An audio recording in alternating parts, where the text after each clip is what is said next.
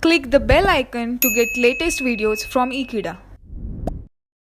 Hello friends, in the previous lecture we have understood that is what is chromatography as well as what are the types of chromatography along with that of the principle. And now we are going to talk about the first type, that is the column chromatography, that comes under the type that is adsorption chromatography. So what is column chromatography and what is the technique behind this and what are the principle also behind this theory? So now let us talk about that one.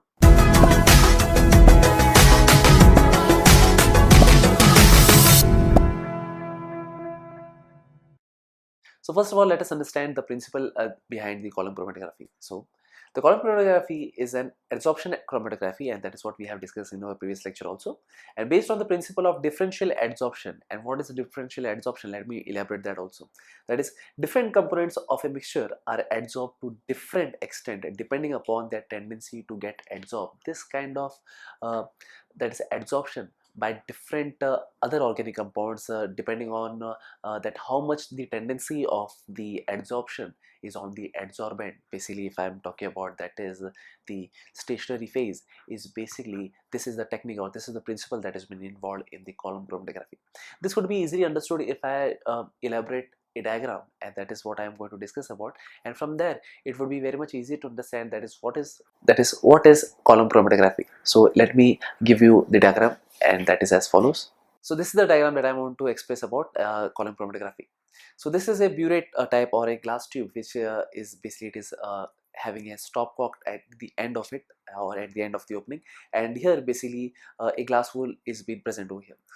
But before adding the glass wool or before attaching the glass wool, basically it consists of the stationary phase, and that stationary phase is of silica or is of alumina. So what we have to do is, suppose if we have to separate the organic compound, so what we are doing is we are taking the organic compound and that is been dissolved in a particular solvent, and that organic compound will be a mixture of organic compounds also. So that mixture of organic compound which has been dissolved in a particular solvent, that is basically it is poured in this tube, and basically it consists of a stationary phase, and that is basically silica. So what happens is, this is a mixture of the compound that could consist of A plus B plus C, and basically this is the solvent that we have where we have basically dissolved the mixture, that is A plus B plus C. So that is basically it is added on it, and what happens is, because of obviously the solvent will try to escape this tube, obviously it will come down, but while the solvent it will come down, obviously it will interact with A plus B plus C.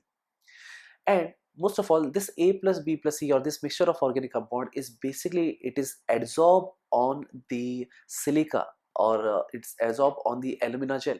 So what happens is, different compounds, it could be A, B, C, that have different kind of adsorption on the silica or the silica gel or the stationary phase, we could say.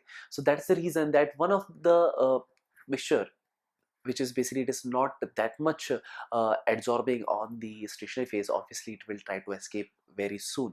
So that's the reason that the next procedure, that is what we have observed, is basically among this A plus B plus C, we could find that is A is the one that is I have mentioned in the red region over here, and basically that is on the while the B plus C mixture is basically it is moving downwards. It indicates that B plus C, they are not very much easily adsorbed on the stationary phase compared to that of the A1. So that's the reason they are coming down.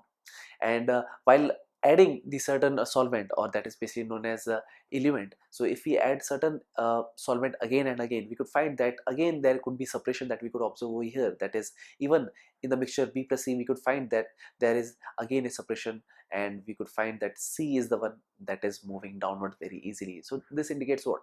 This indicates that the component C of the mixture is basically it is not that much adsorbed to the stationary phase, and that is what it dissolves very easily. And that is how we could easily separate this organic mixture individually. We could easily separate those organic compounds by first collecting the C1, which is basically it is not that much adsorbed to the stationary phase, and talking about B, it is because certain organic compounds have different characteristics to adsorb on the stationary phase. So that's the reason C will be collected first, and after that B, and the A, it basically it is having a more adsorption to the stationary phase. So that is the reason we have to allow more and more solvent to add in it on this tube, in this tube, basically, so as to remove the A component. So this is how basically we can easily separate, not only separate but easily we can purify also. So for example, the component C, that is what we need, and but that could also have a mixture of the solvent that we have used. So that's the reason the solvent that are being used is basically is known as the mobile phase. And most of all, the quality of this kind of solvent is basically they are very much volatile in nature. So that's the reason that after collecting C, if any component of the solvent is been present on inside the mixture of C, A, B, that is what we have separated, and so in that case basically the volatile substance, it would be removed very easily, and that is how we can obtain the pure component C, B and A separately. So that is what the column chromatography is. It is a very simple concept to separate the organic mixtures, and this is basically, it is widely used in industries also. So that's it, this is what I want to talk about. So thank you friends for watching this video. I hope you have understood this video very clearly and you have got to know the various concepts behind this, that how basically the column chromatography works. So thank you friends for watching this video. I hope you will share this video with your friends, and yes, don't forget to subscribe to Ekeeda channel. Thank you so much.